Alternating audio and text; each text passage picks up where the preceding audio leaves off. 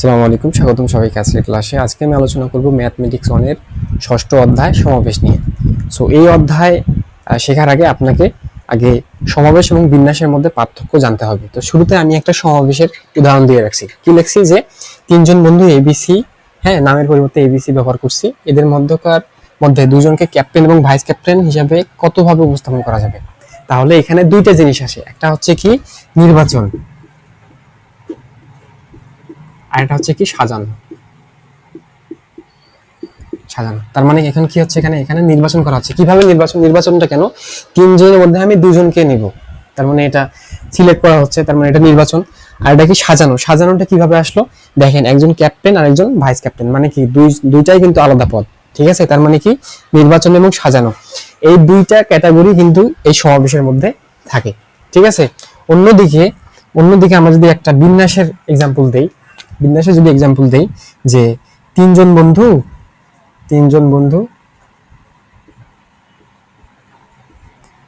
ABC এর মধ্যে দুজন পিকনিকে যাবে, ঠিক আছে? এবিসি তিনজন বন্ধু, এদের মধ্যকার দুইজন পিকনিকে যাবে। এখন দুইজন আকারে কতগুলো আমরা সাজাতে পারবো? তাহলে দুইজন আকারে দুজন করে কতটা বা কয়টা, বা আমরা কতটার পরিবর্তে কয়টা দেওয়াটাই বেস্ট হবে, কয়টা দল সাজাতে পারবো, ঠিক আছে? এটা মূলত বিন্যাসের একটা এক্সাম্পল, যে তিনজন বন্ধু এবিসি, এর মধ্যে দুজন পিকনিকে যাবে।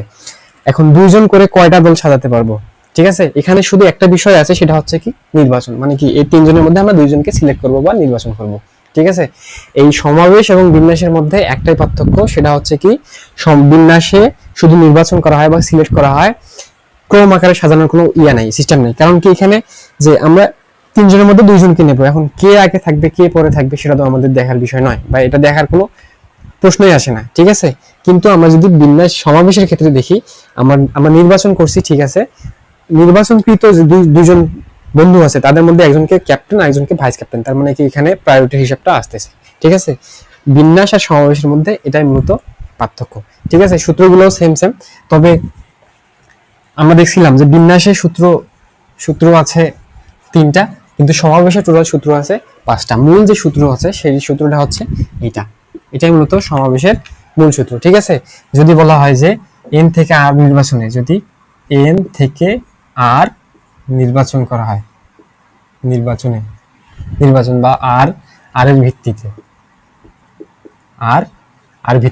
এন থেকে আর ভিত্তিক যদি হয়,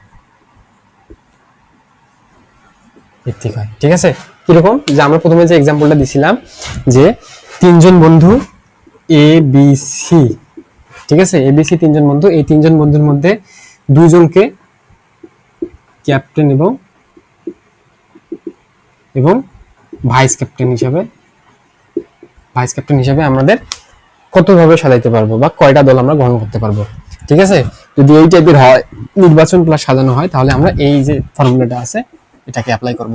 এই ফর্মুলার উপর বেস করেই এই ষষ্ঠ অধ্যায়ে সবগুলা ম্যাথ সলভ করা যাবে, ঠিক আছে? তাহলে এখানে এন মানে কি? এন মানে হচ্ছে টোটাল সদস্য সংখ্যা। তাহলে এন এর মান কত হচ্ছে এখানে? 3, ঠিক আছে? এন এর মধ্যকার আমরা সিলেক্ট করব কয়জনকে?